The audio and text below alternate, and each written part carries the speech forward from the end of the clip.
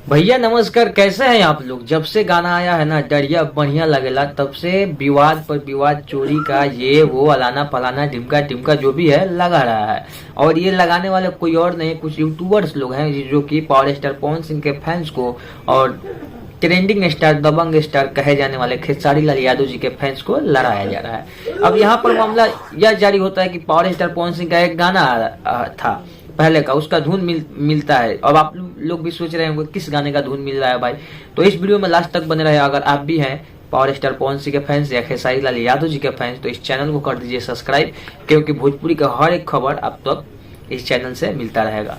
तो वीडियो को कर दीजिएगा लाइक, भी शेयर जरूर करिएगा। तो चलिए आप सबको मैं बताऊं कि आखिर किस गाने का धुन मिलता है।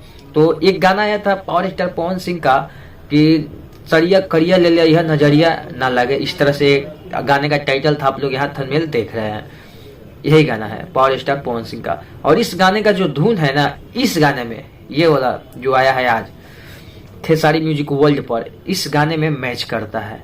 इस गाने का जो धुन है कुछ इस तरह से है कि सरिया करिया जन लइहा नजरिया न लगे, मतलब सरिया करिया ले ले यह बोलम हुए नजरिया न लगे। और यहाँ पर इस गाने में भी सेम टू सेम धुन वही है कि डरिया जन कटैया बोलम हुआ बढ़िया लगेला।